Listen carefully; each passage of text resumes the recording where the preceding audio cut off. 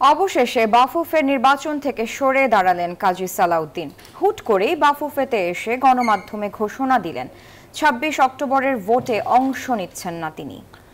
টানা ৪ মেয়াদে বাফুফের সভাপতির দায়িত্ব পালন করা কাজী সালাউদ্দিন বলেন, সামনের মেয়াদে যারাই আসবে তাদের কাছে ভালো থাকবে ফুটবল। ২০০৮ সাল থেকে টানা চতুর্থবার বাফুফের সভাপতির দায়িত্ব পালন করে আসছেন সাবেক ফুটবলার কাজী সালাউদ্দিন। সরকার পরিবর্তনের পর বাফুফে ভবনে কখনো আসেননি তিনি, তবে বাফুফেতে তার অফিসিয়াল কার্যক্রমগুলো সেরেছেন অনলাইনে। শনিবারে প্রথমবার সশরীরে বিকেল ৩টার দিকে বাফুফে ভবনে আসলেন কাজী সালাউদ্দিন। এসে হুট করে জানিয়ে দিলেন আগামী ২৬ অক্টোবরের নির্বাচনে অংশ নেবেন না তিনি।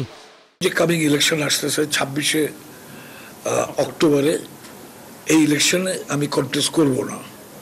So that's my final decision. ১৬ বছর বাফুফের দায়িত্বে থাকা সালাউদ্দিন কয়েকদিন আগেও নিউজ 24-কে জানিয়েছিলেন পঞ্চমবার নির্বাচনে দাঁড়াবেন তিনি। পরে হুট করে সরে যাওয়া এমন সিদ্ধান্তে চাপে নিয়েছেন কিনা এমন প্রশ্নের উত্তরও দিলেন তিনি। আন্ডারস্ট্যান্ডিং মিসআন্ডারস্ট্যান্ডিং হয়েছে, এটা হইতেই পারে। So I have nothing in my heart. আশা করবো আপনারা মনে কিছু রাখবেন না।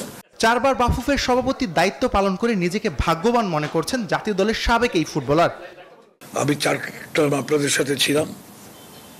I consider myself two be very lucky যে এই সুযোগ আমার জীবনে আসছে।